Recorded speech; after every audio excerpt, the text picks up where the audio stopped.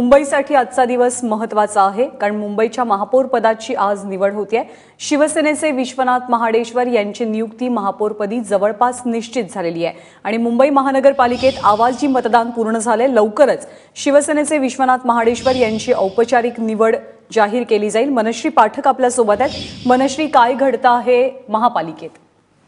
महापालिकेच्या सभागृहात सध्या आवाजी मतदानाने आता मतदान केलं जात आहे। आवाजी मतदान देऊन उमेदवाराच्या नावापुढे सही करून हे मतदान केलं जात आहे। सुरुवातीला हात वर करून विश्वनाथ महाडेश्वर यांना भाजप आणि सेनेच्या उमेदवारांनी पाठिंबा दिलेला आहे।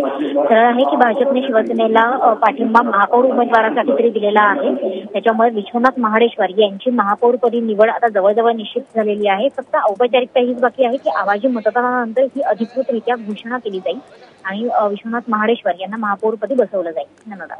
उद्धव ठाकरे येणार आहेत अशी चर्चा आहे। उद्धव ठाकरे दाखल झालेत का? निश्चित अजून उद्धव ठाकरे दाखल झाल्याची कोणती सूचना देण्यात आलेली नाहीये। मात्र उद्धव ठाकरे हे मार्गावरच आहेत आणि काही वेळातच ते दाखल होतील। त्याशिवाय शिवसेनेचे अनेक वरिष्ठ नेते सुद्धा सभागृहाच्या गॅलरीमध्ये हजर झालेले आहेत। भाजपचेही काही वरिष्ठ नेते सभागृहाच्या गॅलरीत उपस्थित आहेत। त्याच्यामुळे एकंदरीतच निवडणुकीचा हा सोहळा पाहण्यासाठी त्यासोबतच कुठलाही गोंधळ होऊ नये यावर देखरेख ठेवण्यासाठी हे सगळे वरिष्ठ नेते गॅलरीमध्ये उपस्थित आहेत। जेव्हा भाजपच्या सगळ्या नगरसेवकांनी विश्वनाथ महाडेश्वर यांना हात वर करून मतदान केलं तेव्हा अर्थातच सगळ्यांच्या चेहऱ्यावर आनंद होता आणि भाजप सेनेच्या नेत्यांनी गॅलरीत उपस्थित राहून एकमेकांची हस्तांदोलन केलेलं आहे। मनश्री, ताजी माहिती जाणून घेत राहू। तुर्तास धन्यवाद या माहितीबद्दल। तर आवाजी मतदानाची प्रक्रिया पूर्ण झालेली आहे।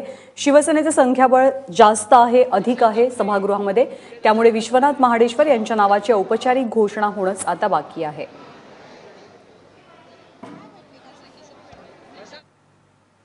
दरम्यान शिवसेनेनं आजच्या दिवसाला मुंबईत जोरदार शक्ती प्रदर्शनाची तयारी केलेली आहे। वरळी सीलिंकवरनं उद्धव ठाकरे यांची एक रॅली निघतेय।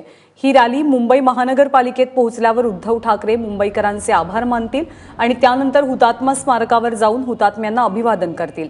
तर दुसरीकडे भाजपचे नगरसेवक सुद्धा हुतात्मा स्मारकाला अभिवादन करून ते महापालिकेत पोहोचले।